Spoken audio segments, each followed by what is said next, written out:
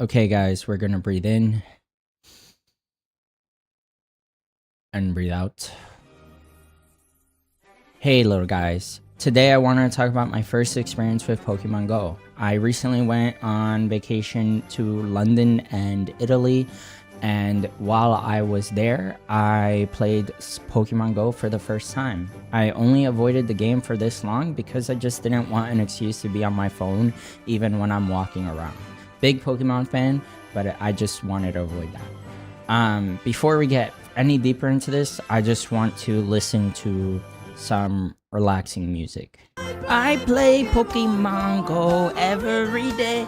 I play Pokemon Go.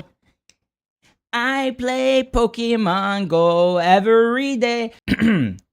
Okay, now that's out of the way, I just wanted to preface the video by saying I mainly recorded just screen recordings of the game or just like shots of the areas where I was playing because, and hopefully this is on screen now, I felt very awkward walking around recording myself. I've never vlogged, obviously. I only have 100 something subscribers.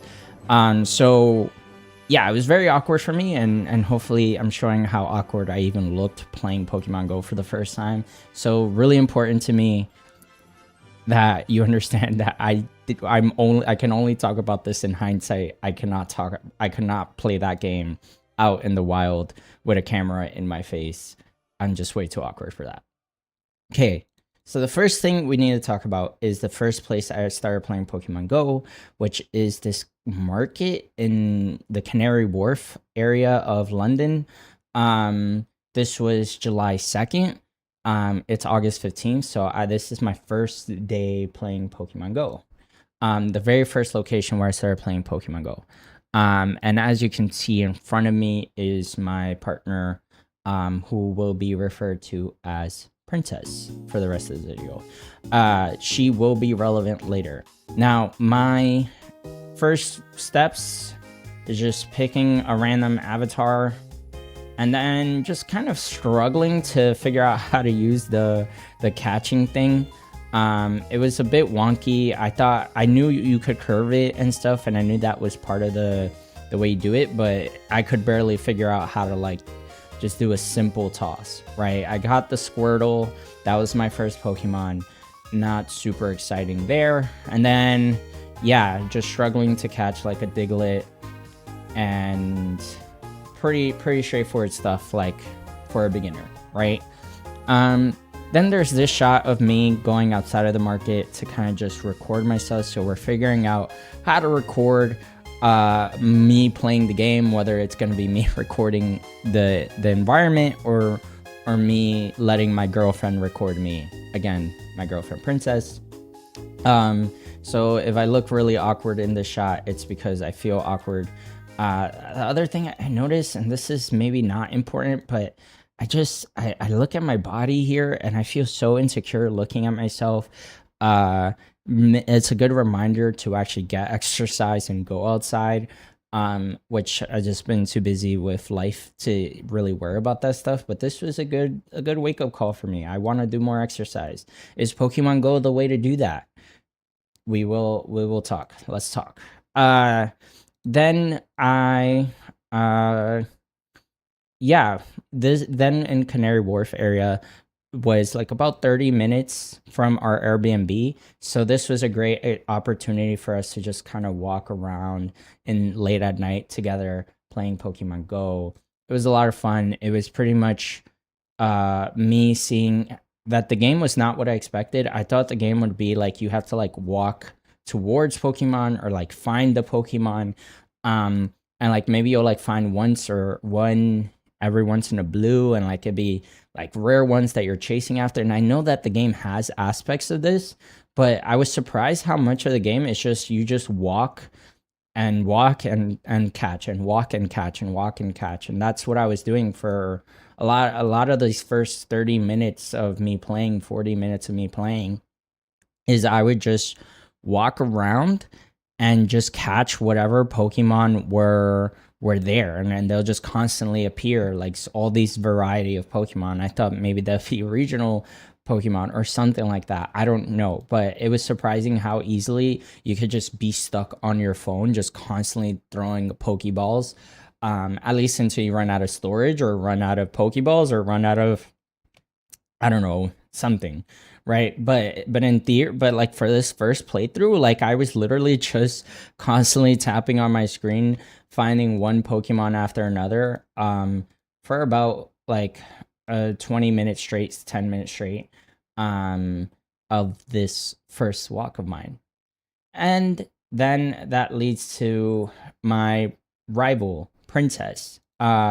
She is my girlfriend, and at the same time, she is a longtime Pokemon Go player. She started in 2016, and then she dropped it around COVID, and I inspired her to pick it up again. So we are starting together, but she's like at level 30, and I'm level 1.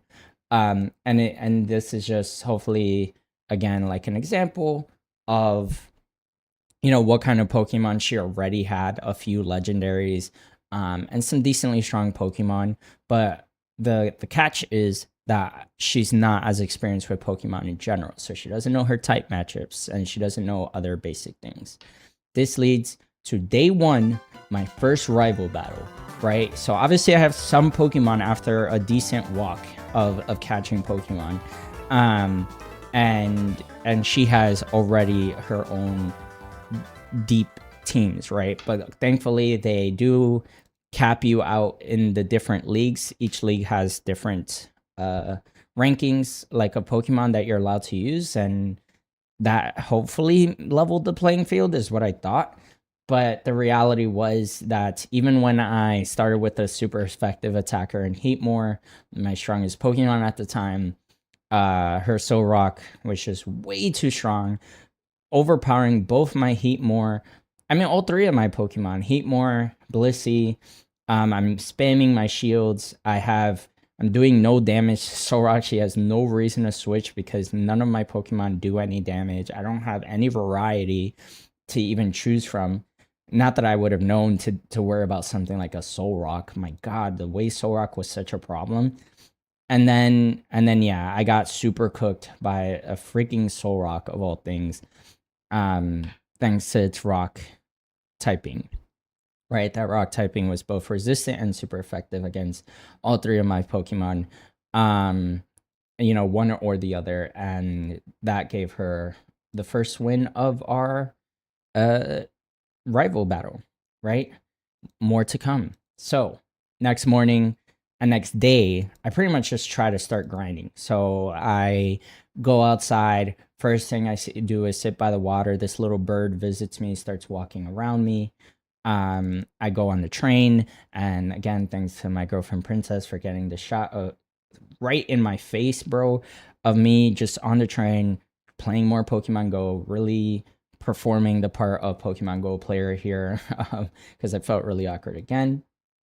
And then we're in Buckingham Palace, and I'm still just like kind of trying to grab random shots as well as actually focus on Pokemon Go. And it's great because there's so much walking you're doing when you're on vacation, when you're just trying to go from one place to another. It's so easy to find more and more Pokemon.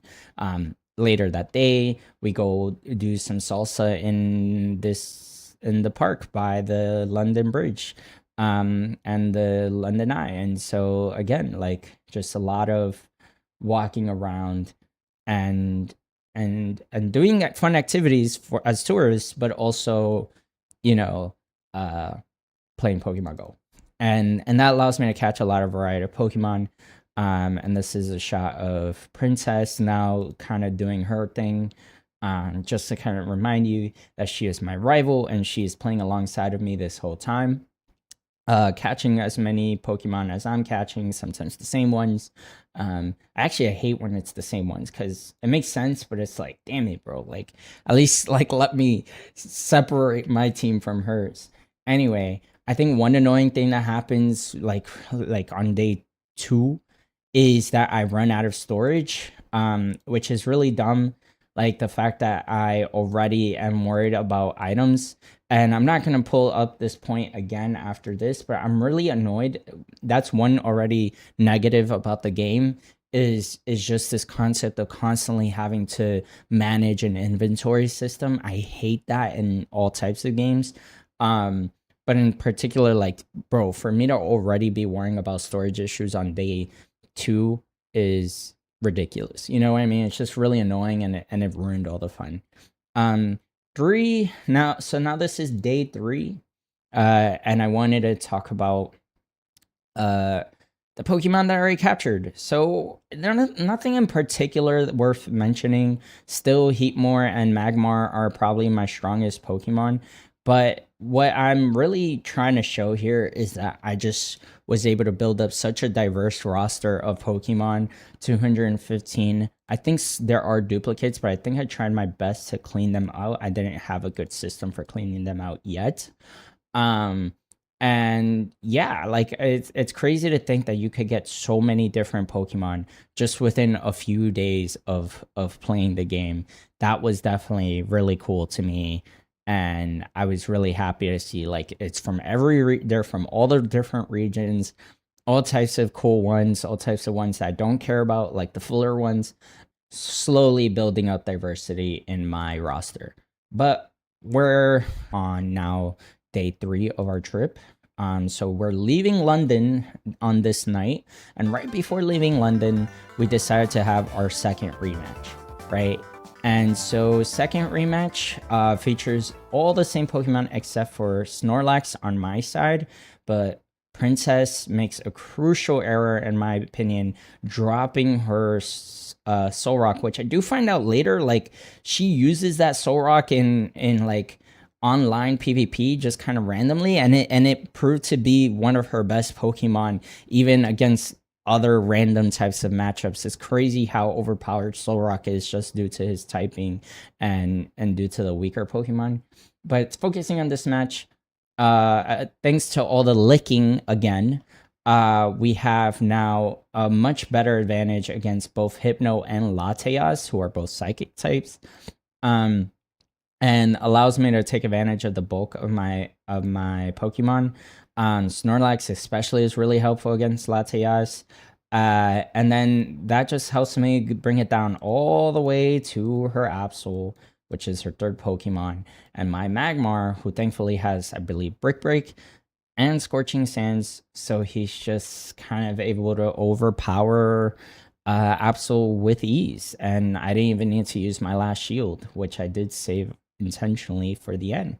So that's my first win against Princess. Even though she has a lot more time on the game, I have a lot more experience with Pokemon. So we balanced each other out in that sense for Battle 2, and I was able to actually take a win against her.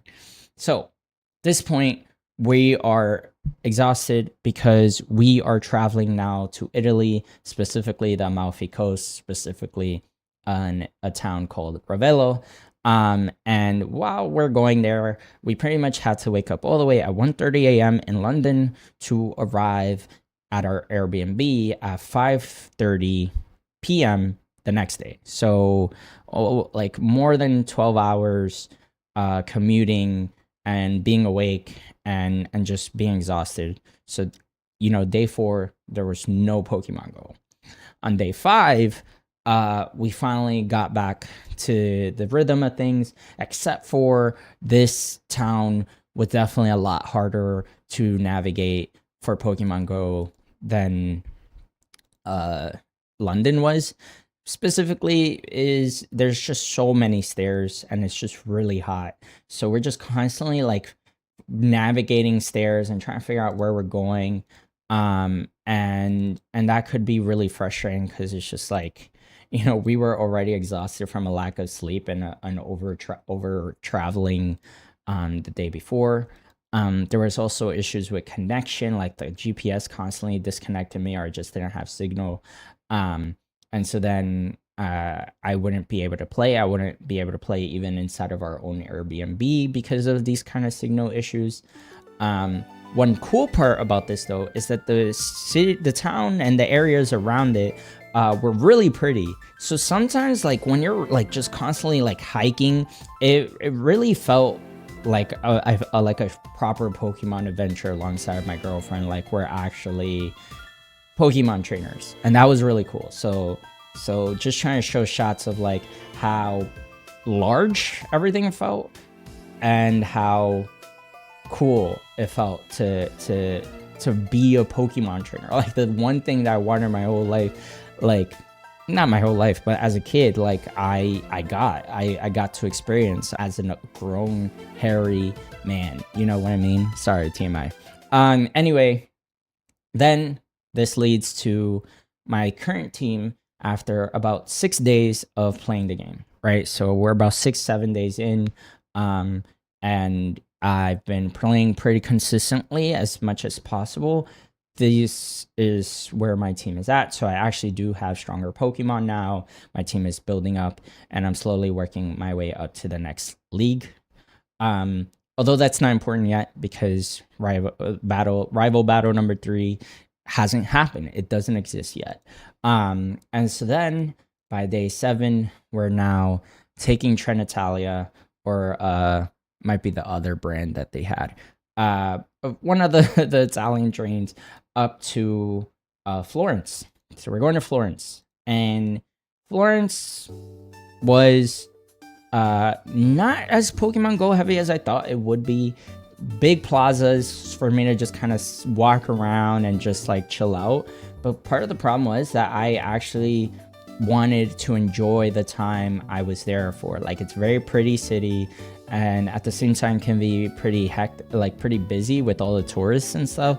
So as much as possible, I actually was more in the moment than I thought I would be, especially when we visited the Piazza of Michelangelo. I did try to get a recording to show that like sometimes the city is just really pretty, and rather than, you know, running around playing Pokemon Go and focusing on you know, oh, like I gotta do this for my YouTube channel, or oh, like I just really want to play this game because I want to be on my phone for some reason. It's like, as convenient as it was for traveling, that I'm already walking around, why not play a game that also blends in with that?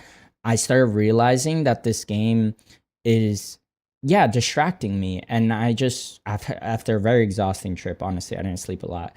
I wanted to take a break from all that. But we're not done yet with this video. Now it is a month and a half later. So that trip occurred from July 2nd to July 11th. And now it is August 15th. So I've been playing now for a month and a half. Obviously, just care a lot about privacy, so I didn't really want to record where I live. And all I really can show is where I'm at today. So I'm just going to talk about some of the things that I think is cool about how my team has evolved since the beginning. Like, things that I thought were going to be harder to do are actually not as hard as I thought they were going to be. First things first, legendaries. I have Mewtwo, I have 2 Sugaleos. Luckily, I just found 2 raids that people really wanted to join. Unfortunately, I tried to catch a Palkia. That one was really tough, and there are other legendaries that I just see and I'm like, I wish I could try to get them, but no one wants to join the raids, so that can be really annoying. I think I missed out on a Deoxys, for example.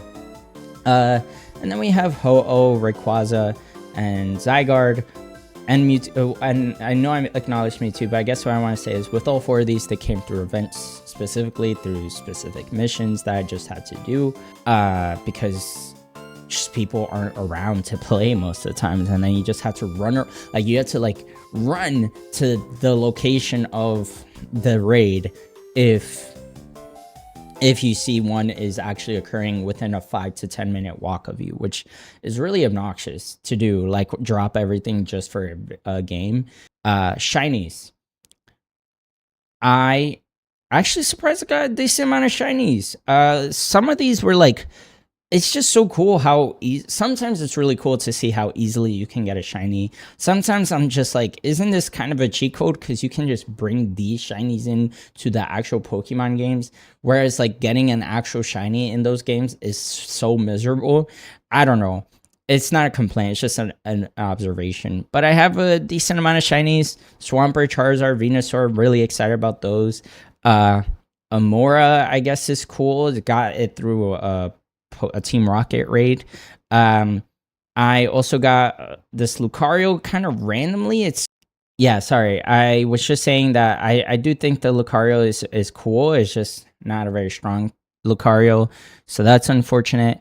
There is, another Charmander that I got that was also not that strong. And then I was really surprised about this Pikachu. There was a whole Pikachu event, just straight Pikachus for like 10 days, I swear. You can see through all my Pikachu candy and all that nonsense. But I did end up getting a shiny Pikachu with a princess crown, so that's pretty cool. And then I guess a red Doug Trio is cool, and Smeargle. So a lot of shinies. That's pretty cool to see. And then it's just my strongest Pokemon, right? So my shiny Charizard is actually one of my strongest Pokemon. That is pretty cool to see. Got a Salamander, got a Blaziken, Alakazam that I traded with Princess for. By the way, trading in this game is so stupid. I hate trade evolution overall. I'm not saying anything crazy when I say that, but like for when I found out that they randomized the traits of the Pokemon, they randomized the IVs or their main stats, and you can only trade them once. It's just like, just don't do all that. Like, just literally let me trade it in a two-way trade. Like, let me trade it back to myself so I can evolve it. That's the only reason I care about this. And instead, they're trying to block people who like to exploit the game. So now I get punished for that. That's dumb. Like, I literally traded a Pokemon that was a great Machamp, and then I traded it to Princess, and then it was just gone forever. So dumb. So pointless. Next order of business is just, I am going to have a rival battle with Princess. One last rival battle. Princess's first time being on my channel. So I need to plan what my Pokemon are going to be, and that's tough. Are you ready? Okay. Just know you can't use legendaries. Do you know which one those are? Yeah. You do know? Yeah, I do know. You can filter for your legendaries. I know. Okay. So no Mewtwo. I know. Alright, bro, stop yelling. Okay, guys. We are getting ready to battle. This is Princess, my main rival. Hi, who's everyone. been I started in 2016. Yeah, it was 2016. You played for how long? For like a long time now. I mean, how many years did you play from 2016? I played for 4 years, and then I took a break, and then I just came back. I think with that, we should get right into battle mode. Okay, guys, I made a last minute switch to the team I planned because it got messy. Oh my god. Okay. So this is perfect because I came ready with a weapon that's about to go crazy now. Oh my, no, but we got the weapon. Yes, we got the weapon. We got a little surfing coming, bro. Let's see if she protects. If she doesn't protect, she's about to get washed. Yeah, of course she did. That doesn't matter, no matter, because we about to go crazy. Oh, hell no. We cannot let that happen. We cannot let that happen. Oh, yes. Oh, yes. Okay. Block. Definitely. I'm kind of had to give some of my strategies out loud while I commentate, but that's okay. And then we go again for a second time, and either we get all the shields off or we get a good attack in. Okay, cool. Save that for the end. And then we go nuts here, bro. Nuts. Oh my god. To protect or not to protect, that's the question. I'm gonna have to protect. I saw Psychic. I don't want to take that on my boy. And then Hydro Cannon to finish this off. Yes, sir. Okay, this battle is getting intense. I don't want to lose to my rival, bro. Yes, sir. We got one now. Okay, cool. I don't know who's coming on next, but I don't think she knows how to deal with this, so that's the good news. I told you guys, I need the insider information. Okay, that's not great, actually. Alright, but I always have this, which is great. Fuck! Yes, sir. Go crazy here. Yes. Boom. That does some nice dirty damage. Okay. Well, I can protect, but I don't really have health, so I guess it's fine. I don't really need Swampert at this point. The real issue... Oh, that's a real issue, actually. The real issue is that I'm kind of down to my last guy here. Okay. No! Come on. I did a switch for no reason. I don't know if that was gonna help or not. I could have sacrificed him to the freaking gods. Oh, yes. Oh, thank God for Shadow Claw. I'm cooked. I should never switch right here. Oh my God. I should have saved my protect. Oh my God, the stupid return. I won. Final thoughts on Pokemon Go. It was a good game. It was a lot of fun playing it for a month and a half. I really liked how when I actually have something to do, it was engaging and it kind of filled the time on my walks. Sometimes it encouraged me to go on a walk, but one reason why I showed off my body earlier is because I started at like 150 pounds on that trip, and I've gone up 10 pounds since I've been playing Pokemon Go. So it's not helpful for like exercising if you're not actually doing anything to maintain your body weight at all. And I don't really think it paid off in that way either. I found some things very cheap, like the constant need to empty my inventory, the gyms being pretty much just a game mechanic that people try to exploit and abuse. And probably the most fun I had was just playing alongside my girlfriend. If I had friends that wanted to actually go outside and play this game, I would love to do that with them too. But they're lazy as hell, in my opinion. And with all that being said, thanks for much for watching. I'm so grateful to have completed this game. And hopefully I'll play a little more in the future, but probably not on my channel. I still have a mission to complete that requires That has nothing to do with anything. All right. Thanks very much for watching, guys. Goodbye.